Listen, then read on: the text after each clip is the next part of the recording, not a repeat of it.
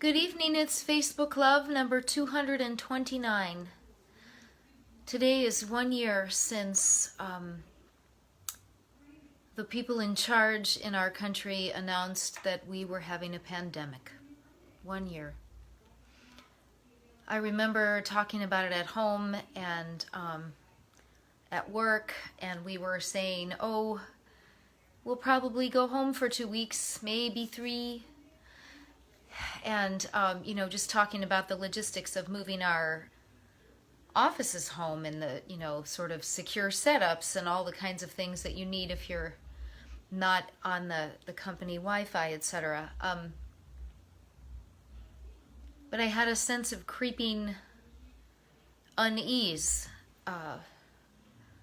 because the news from around the world was not as cheerful as what was being presented to us, and I felt nervous. And it seems like for a year straight there's been so much nervousness. And I said to my husband last night that I feel like that sense of being worried about, the shoe dropping, what's happening next, that is starting to seep away, which I'm grateful for. But I have to say that my body got used to being that alert. And so now I'm trying to figure out how to be not that way, which is strange. How do you stop being hyper alert? But I think I'll just keep reading poems. Today I was thinking about WilliamS.Merwin. Am I saying his last name right? Let me make sure. Yes.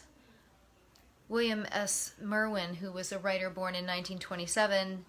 I read a piece of his last week that I liked a lot called Thanks. And I was poking around in his catalog today.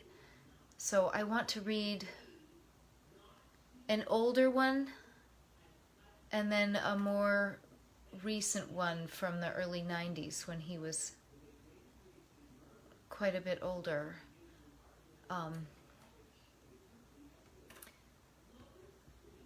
And I didn't pick them for any reason except I just like the words. Going with that idea from yesterday, just picking a word or maybe two and using them like an oar to get me through the day. So, this first one is called The Hummingbird.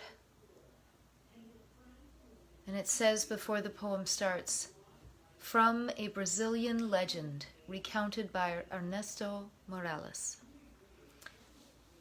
The Hummingbird.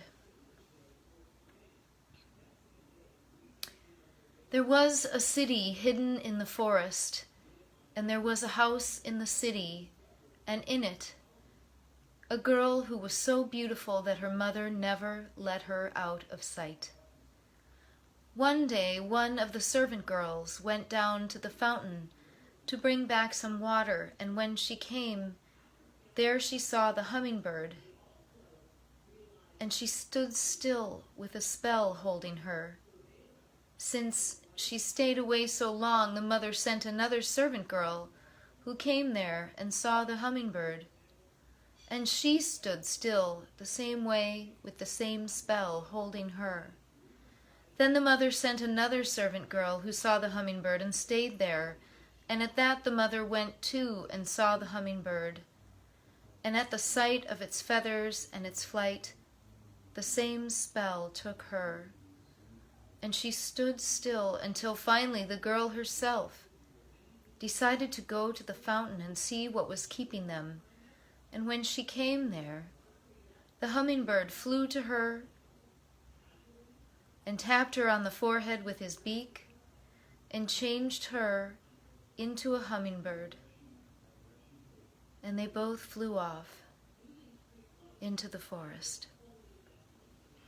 The Hummingbird by W.S.Merwin. Here is a newer one from '93. This one he dedicates to Wendell Berry, another poet I just adore. This is titled Bread. Each face in the street is a slice of bread, wandering on, searching. Somewhere in the light, the true hunger appears to be passing them by. They clutch. Have they forgotten the pale caves they dreamed of hiding in, their own caves, full of the waiting of their footprints, hung with the hollow marks of their groping, full of their sleep and their hiding? Have they forgotten the ragged tunnels they dreamed of, following in out of the light, to hear, step after step, the heart of bread, to be sustained by its dark breath, and emerge, to find themselves alone before a wheat field, raising its radiance to the moon. Bread, by WilliamS.Merwin, for Wendell Berry.